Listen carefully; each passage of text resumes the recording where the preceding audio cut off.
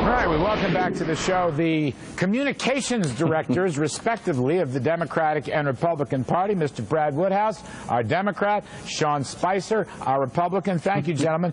Brad Woodhouse, let me begin with you. I'm sure you saw the Hill poll today. It's a distinguished newspaper and website. Majority believe that Obama has changed the country for the worse. He won't pass the Reagan question, are you better off than you were 4 years ago? What's your take, Brad?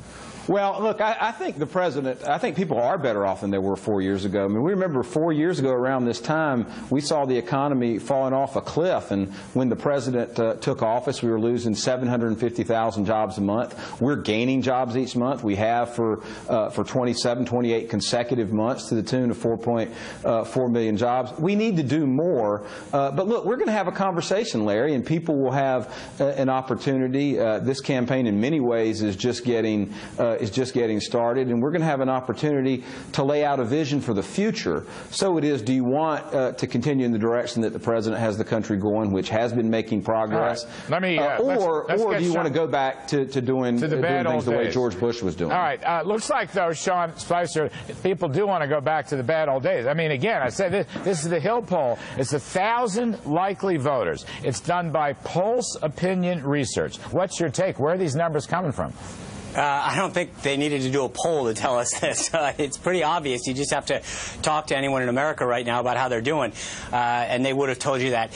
What the poll also says, Larry, is that when asked the same question about whether Mitt Romney would do a better job, there's the same percentage says yes, we think he would do a better job turning this country around. And then when the third question came, which is, do you think that this election is of monumental importance in terms of the overall direction of this country, 77% said yes, it is. I think the American people, the conversation that Brad wants to have with folks has been going on for 3.5 years. Brad, before you respond to the talking points, and I know you will, and I appreciate that, I just want to ask this. Inside the poll, 1 out of 5 Democrats, 20% of the Democrats say they feel Obama has changed the U.S. for the worse. And I think, Brad, a lot of those people are Clinton Democrats. What's your reaction? 20% of this poll, 20% of the Democrats thinkObama has changed the country for the worse. Well, my first reaction is I've never heard of this group that conducted this poll. I guess if we want to start comparing polls, you know, Sean and the Romney campaign that can explain if all of this is true, why is he losing in every battleground state? Why is he behind? It's not true. It is true. There's a poll came out today that showed he's down in North Carolina again. He's behind in every battleground state after hundreds of millions of dollars that have been spent by outside groups on his behalf, pounding on the president. I'll tell you, and I'll answer the question for you.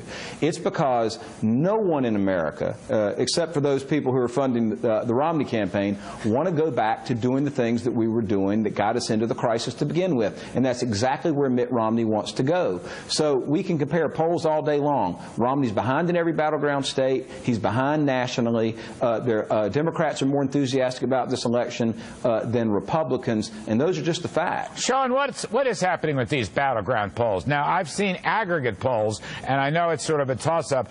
What states do you include? But I have seen the Gallup poll that does show President has a lead in the toss-up states. Why is that?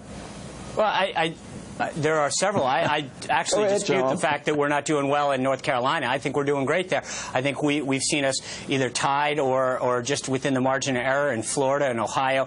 We've seen states that that were strictly dark blue for Obama, like Wisconsin, Michigan, Pennsylvania, where we are extremely competitive. So I love where we are right now, frankly. And I think as far as the support goes, just this morning, you know, last month we outraised the Obama and Democratic National Committee. They said it was a fluke. It was a one-time deal. This morning we announced we raised $106 million in June, 95% of that from people under $250.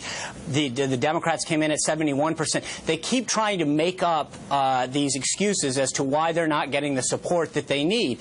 We are extremely pleased with the level of support that we're getting. Except we're ahead in all the polls, Sean. All the money you raised last month, all the money that Crossroads spent, all the money, we're ahead in all the polls. You know why? Because the American people don't understand why Mitt Romney had a Swiss bank account. They don't understand why he offshores money and outsources jobs. That's why he's behind in the polls in Ohio. Right, you want to talk, and in North Carolina, and in, hold on, it's my turn, and in Florida. It's why he's struggling in states in the Rust Belt. It's why he's behind in Michigan, why he's behind in Wisconsin. People don't understand why he had a Swiss bank account, and he hadn't been able to explain it. No, you know what the American people are concerned is their bank accounts. Too many Americans right now are struggling saying, hey, I don't have enough money to pay the bills. I'm worried about my future. Well, that's why I think they're coming. And what's going on over there is a distraction. Mitt Romney should explain why he's opposed. Mitt Romney why don't you explain why stimulus money's going overseas? To extending tax, why he's opposed to extending tax breaks for the middle class. We're going to have Romney came out today because there are 840,000 small businesses that file on that. Those are job creators. I hate to end this love fest. We're going to have that debate, or we've had that debate elsewhere in the show. Brad Woodhouse, Democratic National Committee, Sean Spicer, Republican National Committee. Gentlemen, as always, it is a pleasure to have you on the show. Thank you, Larry. Thank you, Larry.